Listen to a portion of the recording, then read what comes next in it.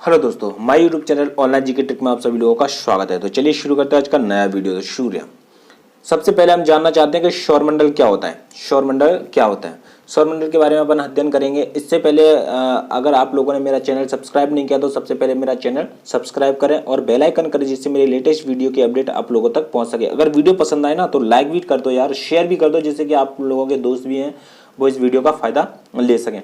तो मैं बहुत ही अच्छा पढ़ाने वाला हूँ इस वीडियो में, बहुत ही अच्छा देने वाला हूँ आपको। और जो मोस्ट इंपॉर्टेंट क्वेश्चन जो एग्जाम्स में पूछे जाते हैं वही क्वेश्चन आपके सामने आएंगे। तो दोस्तों जुड़े रहिए मेरे चैनल के साथ में। बैक टू बैक आपको क्लासेस मिलेंगी और बैक टू बैक सारे सिलेबस को कंप्लीट करा दिया जाएगा। राजस्थान पुलिस, पटवार आदि में इन चीज़ों से लेकर के क्वेश्चन आते हैं और हाईकोर्ट वगैरह में भी। तो चलिए शुरू करते हैं आज का नया टॉपिक, सौरमंडल। तो दोस्तों सौरमंडल किन चीज़ों से मिलकर बना होता है? सूर्य, ग्रह, उपग्रह, धूमकेतु, क्षुद्र ग्रहों से मिलकर बना होता है क्या? सौरमंडल। ठीक है, तो अब हम बात करते हैं सूर्य के बारे में। तो सूर्य के बारे में पढ़ेंगे हम। तो सूर्य क्या है? सूर्य एक गैसों का गोला है। किसका गोला है? गैसों का गोला है। सूर्य एक तारा है। क्या है? तारा, जो सबसे बड़ा है, मतलब सर्वाधिक ऊर्जा देता है ये। तो ध्यान रखना केंद्र। अब सूर्य के ताप के बारे में बात करें तो सूर्य का ताप दो जगहों पर अलग अलग होता है। एक तो इसके केंद्र का ताप और एक इसके क्रोड यानी जो किनारे होते हैं उनका ताप। ध्यान रखना सूर्य के केंद्र का जो ताप होता है वो कितना होता है? 10⁻6 डिग्री केल्विन। ध्यान रखना इस चीज को, 10⁻6 डिग्री केल्विन होता है। अगर इसके क्रोड की बात करें, किनारों की बात करें तो 5800 डिग्री केल्विन होता है। कितना होता है? 5800 डिग्री केल्विन होता है। ये करेक्ट है। यहां तक सूर्य से नाभिकीय संलयन द्वारा ऊर्जा प्राप्त की जाती है। अब देखो इसके गैसों के बारे में अगर हम बात करें कि सूर्य में कौन कौन सी गैसें और कितनी कितनी पाई जाती हैं, तो मैं अभी बता दूं कि सूर्य में हाइड्रोजन जो गैस पाई जाती है वो पाई जाती है तुम्हारी 71%। कितनी पाई जाती है? 71%। और हीलियम जो गैस पाई जाती है वो पाई जाती है 26.5%। कितनी पाई जाती है? 26.5%।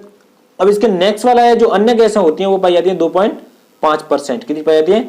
2.5%। ध्यान रखना इस चीज को। तो क्वेश्चन बनता है आपका कि सर्वाधिक पाई जाने वाली गैस, सूर्य में सर्वाधिक पाई जाने वाली गैस कौन सी है? तो आपको करना है हाइड्रोजन, जो कितनी पाई जाती है? 71%। और दूसरे नंबर पर कौन सी गैस है? हीलियम गैस है, जो कितनी पाई जाती है? 26.5%, यानी 26.5%। ठीक है, यहां तक क्लियर। अब देखो सूर्य के प्रकाश के बारे में अगर हम बात करें तो सूर्य के प्रकाश को पृथ्वी तक पहुंचने में कितना समय लगता है? सूर्य के प्रकाश को पृथ्वी तक पहुंचने में कितना समय लगता है? तो सूर्य के प्रकाश को पृथ्वी तक पहुंचने में 8 मिनट 16 सेकंड का समय लगता है। ये चीज ध्यान रखना। ये कई बार क्वेश्चनों में, पेपरों में पूछा भी जा चुका है कि सूर्य के प्रकाश को पृथ्वी तक पहुंचने में कितना समय लगता है? तो 8 मिनट और 16 सेकंड का समय लगता है। ध्यान रखना। अब देखो इनकी दूरी के बारे में बात करें, पृथ्वी से सूर्य की दूरी के बारे में बात करें तो कितनी है? 14.96 करोड़ किलोमीटर है। अगर इसकी सूर्य की दूरी की बात करें पृथ्वी से तो 14.96 करोड़ किलोमीटर है। और ध्यान रखना ये जो वो क्वेश्चन है जो आपके एग्जाम में बैक टू बैक आते हैं और पूछे जाते हैं। कोई एक आधी एग्जाम है जिसमें मिस होते हैं, नहीं तो यहां से कोई ना एक क्वेश्चन उठ के जरूर आता है। पृथ्वी से दूरी आपको मैंने बता दिया कि 14.96 करोड़ किलोमीटर है। अब चलिए सूर्य के प्रकाश की गति के बारे में बात करें तो सूर्य के प्रकाश की गति है वो कितनी है?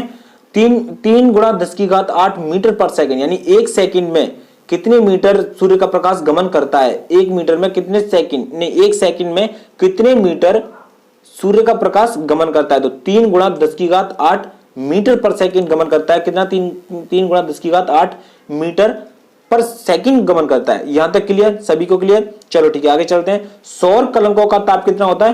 1500 डिग्री सेंटीग्रेड। कितना होता है? 1500 डिग्री सेंटीग्रेड। चलिए आगे चलते हैं। सूर्य की आयु के बारे में अगर हम बात करें तो इसकी आयु है, सूर्य की आयु है कितनी है? 5 मिलियन वर्ष।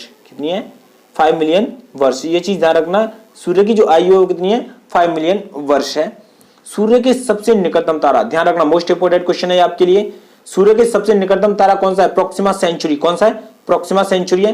ध्यान रखना प्रोक्सिमा सेंचुरी। इसको एक बार गौर से देख लेना कि जो सूर्य के सबसे निकटतम तारा है वो कौन सा है? तुम्हारा प्रोक्सिमा सेंचुरी। अब चलते हैं ग्रहों के बारे में अपन पढ़ेंगे। पहला हमारा सूर्य हो गया, दूसरा चलेंगे हमारे ग्रह। अब ग्रह के बारे में अपन पढ़ लेते हैं। तो ग्रह कितने? टोटल हमारे 8 ग्रह हैं। कितने ग्रह हमारे? 8 ग्रह हैं। टोटल कितने ग्रह हैं? 8 ग्रह हमारे। अब देखो ग्रह जो मतलब सबसे पहले जो आता है वो बुध है तुम्हारा, दूसरे नंबर पर कौन सा? शुक्र है, तीसरे नंबर पर कौन सा है? पृथ्वी, चौथे नंबर पर मंगल, बृहस्पति शनि, अरुण और वरुण, ये भी दो प्रकार के होते हैं। ग्रह भी दो प्रकार के होते हैं, एक तो होता है आंतरिक ग्रह और एक होते हैं बाह्य ग्रह। आंतरिक ग्रह किन्हें कहते हैं?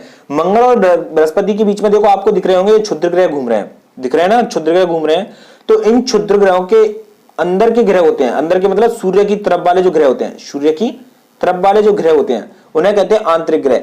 फॉर एग्जाम्पल बुध, शुक्र, पृथ्वी और मंगल, ये चार ग्रह कैसे ग्रह हैं? आंतरिक ग्रह, यानी कि क्षुद्र ग्रहों के सूर्य की तरफ वाले जो ग्रह हैं वो कौन से ग्रह कहलाते हैं? आंतरिक ग्रह कहलाते हैं, जो क्रमानुसार कैसे हैं? बुध, शुक्र, पृथ्वी और मंगल, ये चीज ध्यान रखना। और भाग ग्रह की बात करें तो क्षुद्र ग्रहों की विपरीत दिशा, सूर्य की विपरीत दिशा के जो चार ग्रह होते हैं, यानी क्षुद्र ग्रहों के विपरीत दिशा वाले, सूर्य की विपरीत दिशा वाले जो चार ग्रह हैं, जैसे बृहस्पति, शनि, अरुण और वरुण, या सूर्य की, ठीक है, ये जो चार ग्रह हैं वो कौन से तुम्हारे? बाह्य ग्रह हैं, यानी जो बाहरी तरफ है, सूर्य के विपरीत दिशा में, वो कौन से हैं? बाह्य ग्रह। ये भी चार है, दोनों की संख्या कितनी है? चार है। कितनी है? चार चार है। क्लियर यहां तक? कोई प्रॉब्लम? चलिए आगे चलते हैं। अब आपका चलेगा बुध। बुध के बारे में हम कुछ थोड़ा सा जानेंगे कि ये सूर्य के सबसे निकटतम ग्रह है। अगर क्वेश्चन बनता है कि सूर्य के सबसे निकटतम ग्रह कौन सा है, सूर्य के सबसे निकटतम ग्रह कौन सा है, सूर्य के सबसे निकटतम ग्रह की बात करें तो कौन सा है? बुध है। सूर्य के सबसे निकटतम ग्रह कौन सा है? बुध है। ओके, यहां तक क्लियर। और सबसे छोटा ग्रह भी कौन सा है? बुध है। ये दो क्वेश्चन क्लियर है यहां तक कि सूर्य के सबसे निकटतम ग्रह कौन सा है? तो भी बुध है। और सबसे छोटा ग्रह कौन सा है? तो भी बुध है। और इसका कोई भी उपग्रह नहीं है। बुध एक ऐसा ग्रह जिसका कोई भी उपग्रह नहीं है, ये भी क्लियर है यहां तक? कोई किसी को प्रॉब्लम? चलो आगे चलते हैं। सबसे कम समय में सूर्य की परिक्रमा केवल 88 दिनों में करता है, यानी कि सूर्य की परिक्रमा करने वाला जो ग्रह है, यानी सूर्य की परिक्रमा सबसे कम समय में करने वाला ग्रह कौन सा है? यार वो है तुम्हारा बुध ही है, जो कितने दिनों में पूरी कर लेता है? 88 दिनों में। कितने दिनों में क्लियर कर लेता है? 88 दिनों में क्लियर कर लेता है। यहां तक क्लियर? किसी को कोई प्रॉब्लम?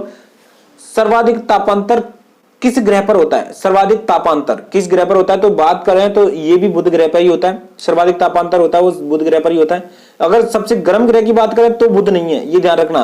गर्म ग्रह बुध नहीं है, लेकिन सर्वाधिक तापांतर बुध ग्रह पर रहता है। सर्वाधिक जो गर्म ग्रह है वो कौन सा है तुम्हारा? शुक्र है। कौन सा है? शुक्र। चलो आगे चलते हैं। अब शुक्र ग्रह के बारे में पढ़ लेते हैं। यहां तक क्लियर? किसी कोई प्रॉब्लम? चलो आगे चलते हैं। अब यहां से पढ़ेंगे अपन शुक्र के बारे में। शुक्र ग्रह सबसे अधिक चमकीला ग्रह, शुक्र चमकीला ग्रह और सबसे गर्म है, सर्वाधिक गर्म ग्रह भी है। अगर चमकीले के बारे में बात करें यार, सर्वाधिक चमकीला ग्रह कौन सा है? तो कौन सा है? शुक्र ग्रह। और सबसे गर्म ग्रह की बात करें तो भी कौन सा है? शुक्र ग्रह। ये दोनों क्लियर आता है? किसी को प्रॉब्लम? चलो आगे चलते हैं। पृथ्वी के सबसे निकटतम ग्रह, यानी ये जो शुक्र ग्रह जो क्या है? पृथ्वी के सबसे निकटतम ग्रह, जो मैंने अभी आपको बताया था कि जो पृथ्वी के सबसे निकटतम ग्रह वो कौन सा है? शुक्र है। देखो आपने देखा कि यहाँ ये जो है वो पृथ्वी है। पृथ्वी के सबसे निकटतम ग्रह कौन सा दिख रहा है? शुक्र दिख रहा है। यहाँ से जो मंगल ग्रह है, यहाँ से इसकी दूरी थोड़ी ज्यादा है, तो इसीलिए सबसे निकटतम ग्रह कौन सा होगा तुम्हारा? शुक्र होगा। यहां तक क्लियर? किसी को कोई प्रॉब्लम? चलिए चलो अब एक बार फिर से इसको देख लो कि मतलब पृथ्वी के सर्वाधिक निकटतम ग्रह कौन सा है? शुक्र है, पृथ्वी के सबसे निकट ग्रह। ठीक है, शुक्र ग्रह पूर्व से पश्चिम दिशा में सूर्य की परिक्रमा करता है, यानी कि जो सूर्य की परिक्रमा करता है वो कितने से कितने करता है? पश्चिम से पूर्व से पश्चिम की दिशा में करता है। ये भी क्लियर है यहां तक? कोई प्रॉब्लम? ये भी क्लियर है यहां तक? यानी कि जो शुक्र ग्रह है वो पूर्व से पश्चिम दिशा में सूर्य की परिक्रमा करता है, पूर्व से पश्चिम की दिशा में। इसको अंडरलाइन कर लेना कि शुक्र ग्रह पूर्व से पश्चिम दिशा में सूर्य की परिक्रमा करता है। यहां तक क्लियर? किसी को प्रॉब्लम? इसे पृथ्वी की बहन भी कहते हैं। जो शुक्र ग्रह है, शुक्र ग्रह उसे पृथ्वी की क्या कहते हैं? बहन भी कहते हैं। शुक्र ग्रह उसे पृथ्वी की क्या कहते हैं? बहन भी कहते हैं। पृथ्वी की बहन भी कहते हैं इसको। शुक्र ग्रह को पृथ्वी की बहन भी कहते हैं। और सांझ का तारा कौन है? शुक्र ग्रह। सांझ का तारा भी शुक्र ग्रह और भोर का तारा भी क्या है? शुक्र ग्रह। समझ में आ गया? क्लियर यहां तक? कोई प्रॉब्लम? कोई भी इसका उपग्रह नहीं है, ध्यान रखना, ये इसका भी कोई उपग्रह नहीं है। यानी कि जो मैंने इससे पहले भी करा था उसका भी कोई उपग्रह नहीं है, बुध का भी कोई उपग्रह नहीं है और शुक्र का भी कोई उपग्रह नहीं है। अब चलते हैं पृथ्वी के बारे में थोड़ी जानकारी ले लेते हैं। इसे नीला ग्रह भी कहते हैं, पृथ्वी को नीला ग्रह कहते हैं। क्यों कहते हैं? क्योंकि यहाँ पे पानी ज्यादा है और पानी जब दूर से इसको देखते हैं तो पानी के कारण ये कैसा दिखाई देता है? नीला दिखाई देता है। इसीलिए इसको क्या कहते हैं? इसीलिए इसको क्या कहते हैं? नीला ग्रह भी कहते हैं। यानी सबसे नीला ग्रह कौन सा है? पृथ्वी है। औसत घनत्व इसका है 5.5 ग्राम पर सीसी। औसत घनत्व इसका कितना है? 5.5 ग्राम पर सीसी। अब इसके मतलब ये ऐसा ग्रह है जिसपे जीवन संभव है। इस ग्रह पृथ्वी पर ही जीवन संभव है, बाकी ग्रहों पर जीवन संभव नहीं है। लेकिन यहाँ पे क्या है, यहाँ का जो वातावरण है वो लोगों के अनुकूल है, यानी जीव के अनुकूल है, इसीलिए यहाँ पे जीवन संभव है। सूर्य से इसकी औसत दूरी कितनी है? 15 करोड़ किलोमीटर। सूर्य से इसकी औसत दूरी कितनी है? 15 करोड़ किलोमीटर। कितनी है? 15 करोड़ किलोमीटर। ये ध्यान रखना, सूर्य से इसकी औसत दूरी कितनी है? 15 करोड़ किलोमीटर। ध्यान रखना। अपने अक्ष पर 23.5 डिग्री झुकी हुई है। अगर पृथ्वी की झुकाव की बात करें, हम पृथ्वी के झुकाव की बात करें तो ये अपने झुकाव पर कितनी झुकी हुई है? 23.5 डिग्री झुकी हुई है। ध्यान रखना, ये अपने अक्ष पर 23.5 डिग्री झुकी हुई है। अब यहां से अगला क्वेश्चन है तुम्हारा कि अपने कक्षा तल के साथ 66.5 डिग्री का कोण बनाती है। कितना बनाती है? 66.5 यानी 66 सही 1/2 डिग्री का कोण बनाती है। कितने का कोण बनाती है? अपने कक्षा तल के साथ 66 सही 1/2 डिग्री का कोण बनाती है। परिक्रमण काल इसका है 365 सही 1/4 दिन। कितना है? 365 सही 1/4 दिन। और परिभ्रमण समय, परिक्रमण समय और परिभ्रमण समय दोनों में अंतर ध्यान रखना। इन दोनों को याद कर लेना बहुत ही शानदार तरीके से, और क्वेश्चन आ सकते हैं इनमें से। परिक्रमण काल 365 सही 1/4 दिन और परिभ्रमण काल होता है 24 घंटे का। परिभ्रमण काल कितना है? 24 घंटे का। ध्यान रखना इस चीज को। अब उपग्रह के बारे में बात करें इनके, तो इसका एक उपग्रह कौन सा है? चंद्रमा। पृथ्वी का एकमात्र उपग्रह क्या है? चंद्रमा है। इसका उपग्रह क्या है? चंद्रमा। पृथ्वी का उपग्रह क्या है? चंद्रमा। ये चीज ध्यान रखना कि पृथ्वी का एकमात्र उपग्रह कौन सा है? चंद्रमा ही है। और इसके बाद चलते हैं आगे, इसकी आकृति की बात करें, पृथ्वी की आकृति की बात करें तो जियोड यानी लक्षांक के समान है। किसके समान है? जियोड के समान है। किसके समान है? जियोड के। और जल की बात करें तो इस पर 71% भाग पर इसका जल फैला हुआ है। यानी पृथ्वी के कितने प्रतिशत भाग पर जल फैला हुआ है? तो 71% भाग पर जल फैला हुआ है। और स्थल की बात करें तो 29% इस पर स्थल है। ध्यान रखना। अनुमानित आयु इसकी 4.6 मिलियन वर्ष है। कितनी है? 4.6 मिलियन वर्ष, यानी कि सूर्य से थोड़ी कम है। 4.6 मिलियन वर्ष, उसकी 5 मिलियन वर्ष थी। अब धरातल का क्षेत्रफल है वो इसका है 51.1 करोड़ वर्ग किलोमीटर। कितना है? 51.1 वर्ग किलोमीटर। कितना है? 51.1 वर्ग किलोमीटर है। यहां तक क्लियर? किसी को कोई प्रॉब्लम?